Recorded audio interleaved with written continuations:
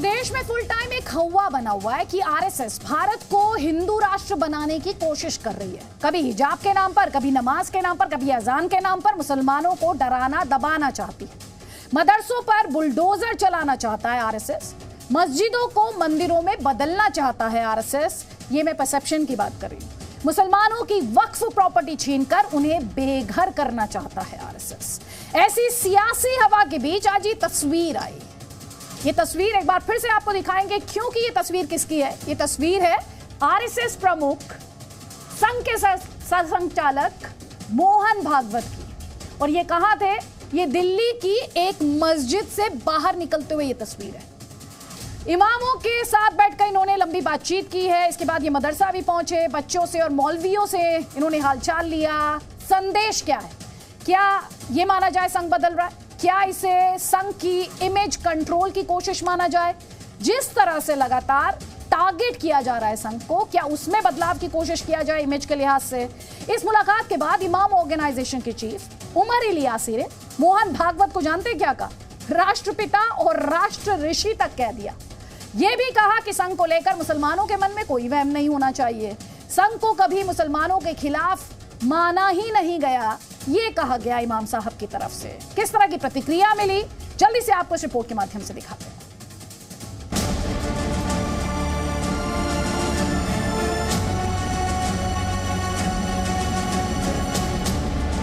पहली मर्तबा वो किसी मस्जिद में आए हैं। वो राष्ट्रपिता हैं इस देश के, राष्ट्र ऋषि हैं।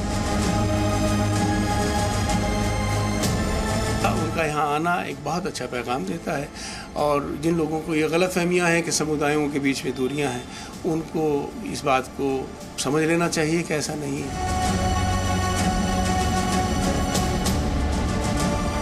मोहन भागवत जी के यहाँ आने से मुझे लगता है कि एक अच्छा संदेश जाएगा। भारत को मजबूत करें, भारतीयता को मजबूत करें, राष्ट्र सर्वोपरि है।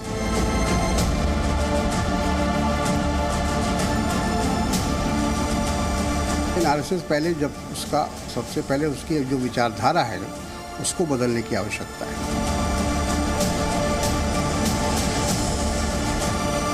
हम समान पूर्वजों को हम भारत के सब लोगों का डीएनए, सब लोगों का मेरा पूरा डीएनए समान है।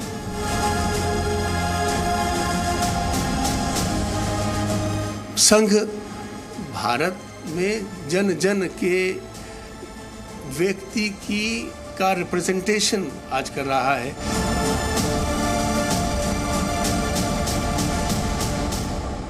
तो कई खास मेहमान इस वक्त हमारे साथ हैं। क्या संघ बदल रहा है? क्या मुसलमानों की सोच बदल रही है, या फिर दोनों ही बदल रहे हैं? और अगर दोनों ही बदल रहे हैं तो फिर उस राजनीति का आप क्या करेंगे जो बार बार ये नैरेटिव सेट करने की कोशिश की जा रही है कि दरअसल संघ तो मुस्लिम राष्ट्र बनाना, माफ कीजिएगा, हिंदू राष्ट्र बनाना चाहता है। कई खास मेहमान हमारे साथ हैं।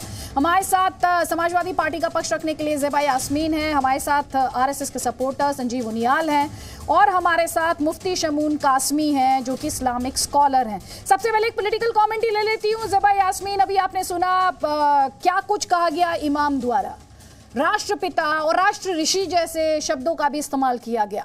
संघ बदल रहा है, सोच बदल रही है, लेकिन संघ को लेकर फिर क्या ये सवाल उठाया जाए, संघ को लेकर जो सियासत है वो नहीं बदल रही, उसमें वोट देखती है सियासत?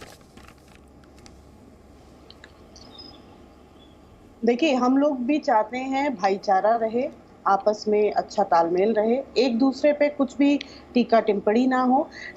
भारत जाना ही इसी के लिए जाता था, लेकिन विगत कुछ सालों से माहौल ऐसा बन गया था।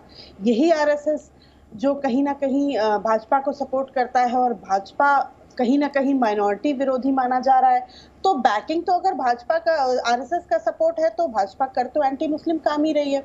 लेकिन अगर भागवत जी चाह रहे, जैसे उनके कुछ बयान अभी पहले आए थे कि जो हिंदू मुसलमान को बाहर देश के बाहर जाने की बात करता है तो वो हिंदू नहीं है, तो वो अगर एकता लाने की कोशिश कर रहे हैं तो सबसे पहले तो उनको भारतीय जनता पार्टी की विचारधारा को बदलना होगा, क्योंकि भारतीय जनता पार्टी जब से सत्ता में आई है एंटी मुस्लिम काम कर रही है, जो सबको दिख रहा है। लेकिन अगर आरएसएस इस तरीके का इनिशिएटिव लेती है तो अच्छी बात है।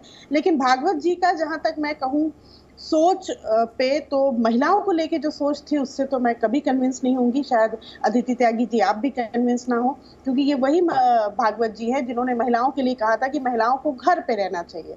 ये एक कॉन्ट्रैक्ट होता है शादी की, आदमी बाहर काम करेगा, औरत घर संभालेगी, और जो औरत ऐसा नहीं करती है उसे छोड़ देना चाहिए। तो वो मुसलमान कम्युनिटी की भी महिलाओं के लिए उनके विचार थे, हिंदू कम्युनिटी के भी विचार थे महिलाओं के लिए। तो बहुत ज्यादा पॉजिटिव थिंकिंग तो मुझे नहीं लगती है, लेकिन अगर ये इनिशिएटिव वो ले रहे हैं तो बहुत अच्छी बात है। लेकिन भारतीय जनता पार्टी को ये समझा लें तब उनकी जीत होगी। ठीक है, आप यानी अब संघ और बीजेपी में अब आप डिस्टिंक्शन ड्रॉ कर रही हैं। आप कह रही हैं संघ अब आगे बढ़ रहा है, बीजेपी को भी साथ लेकर चले, यही कह रही है ना आप ज़ेबा यास्मीन?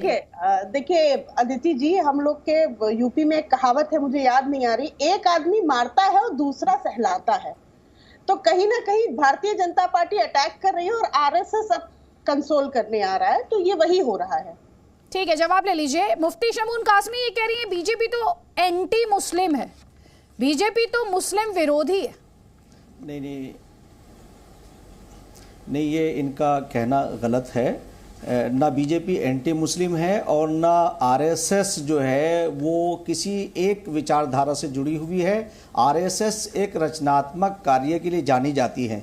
अदिति बहन, मैं आपको ये बताना चाहता हूँ कि 2003 में जो पहला इसी कस्तूरबा गांधी मार्ग पे जो प्रोग्राम हुआ था, जिसमें माननीय सुदर्शन जी आए थे, इंद्रेश जी आए थे और अन्य आरएसएस से जुड़े हुए लोग आए थे और विष्णु हरि डालमिया जी, ये सौभाग्य सबसे पहले मुझे प्राप्त हुआ था। मैं उस वक्त जनरल सेक्रेटरी था इमाम तंजीम का, और मैंने ही इलियासी साहब को, जमील इलियासी साहब को ये मशवरा दिया था कि हमें आपस में बैठ के अपनी दूरियों को कम करना चाहिए, और मैंने उसे कंडक्ट किया था। ये मुझे सौभाग्य प्राप्त है इस बात का कि उस प्रोग्राम को आज ठीक लगभग मैं समझता हूँ 2003 में ये प्रोग्राम हुआ था, आज 20 साल के करीब फिर से जो है वो मोहन भागवत जी और अन्य आरएसएस के लीडर पहुंचे हैं। उन्होंने वसुधैव कुटुंबकम अल खल्क़ु अयालुल्लाह, यानी सारा संसार एक परिवार है और मुसलमान भी उस परिवार का हिस्सा है, इसे उन्होंने प्रैक्टिकल तौर से, अमली तौर से ये साबित किया है। और मैं पिछले 30 सालों से यही बात कह रहा हूं। मैं जानता हूं, आरएसएस की शाखाओं को भी जानता हूं और मुसलमानों से ये बात मैं कहता हूं कि आरएसएस जो है वो किसी के खिलाफ नहीं है। ठीक है, जवाब लीजिए। तौसीफ अहमद खान ये कह रहे हैं आरएसएस मुसलमानों के खिलाफ नहीं है। ठीक है सर, तौसीफ अहमद खान ये कह रहे हैं आरएसएस मुसलमानों के खिलाफ नहीं है। थोड़ी देर पहले ज़ेबा यास्मीन ने भी कहा वक्त के साथ आरएसएस आगे बढ़ रहा है। नहीं, देखिए, आरएसएस हो चाहे बीजेपी हो, एक ब्लैंकेट स्टेटमेंट ये कह देना कि वो मुसलमानों के खिलाफ है या हिंदुओं के खिलाफ है या क्रिश्चियन के खिलाफ है, ये सही नहीं होगा। हर कोई अपनी अपनी इंटरेस्ट को देखता है। आरएसएस हो चाहे बीजेपी हो, वो अपने फायदे को देखते हैं। अब देखिए, जहां तक अगर मोहन भागवत जी की बात है, तो मोहन भागवत जी की ना कोई सुनता है ना उन्हें कोई अहमियत देता है, खुद आरएसएस में ही। आप देख लिए, उन्होंने कहा कि शिवलिंग को मस्जिदों के नीचे ढूंढना बंद करो, उसके बावजूद भी ये मस्जिद वाला चैप्टर जो है चालू है। तो कहां तक उनकी बातों को माना जाएगा, ये एक क्वेश्चन मार्क है। और आज अगर वो मीटिंग कर रहे हैं तो बिल्कुल उनका हक है। उनका तो एक आरएसएस का मुस्लिम विंग भी है, तो वो तो बिल्कुल मुलाकात कर सकते हैं। अगर अपने विंग के बाहर भी किसी से मिलने मुलाकात कर सकते हैं। जो कोई एक शांति, एक भाईचारे का माहौल में पहल करेगा, चाहे वो किसी भी ऑर्गेनाइजेशन से हो, तो उसका जवाब भी 2 कदम आगे बढ़ करके देना चाहिए। ये लाजमी है, चाहे वो जिनसे भी मुलाकात कर रहे हो। आज वही हो रहा है। तौसीफ अहमद खान, अब मैं आपसे सीधा जवाब चाह रही हूं। आरएसएस आगे बढ़ रहा है, राजनीति कब आगे बढ़ेगी आरएसएस को लेकर? फिर सवाल ये भी उठेगा। देखिए, अगर कोई संगठन होता है और वो बैकडोर से पॉलिटिकल डिसीजन लेता है या पॉलिटिकल डिसीजन लेने में इन्फ्लुएंस करता है या क्षमता रखता है, तो इसमें पॉलिटिक्स से आप कैसे जुदा कर पाएंगे? अगर अच्छी बात है, अगर वो भाईचारे वाली पॉलिटिक्स करते हैं, अगर वो सेक्युलरिज्म वाली पॉलिटिक्स करते हैं, जो कि हमारा संविधान कहता है, तो उनको तो दोनों हाथों से उनका अभिनंदन किया जाएगा, उनको गले लगाया जाएगा कि हाँ, यही तो है जो सारे लोग चाहते हैं। फिर ये, लेकिन दूसरा सवाल ये उठता है कि जब आरएसएस प्रमुख ने ओपनली स्पेसिफिकली ये स्टेटमेंट दिया था कि मस्जिद और शिवलिंग को लेकर के, तो उनके बातों को ग्राउंड पे क्यों नहीं माना जा रहा? या तो उनकी ठीक है, जवाब लीजिए।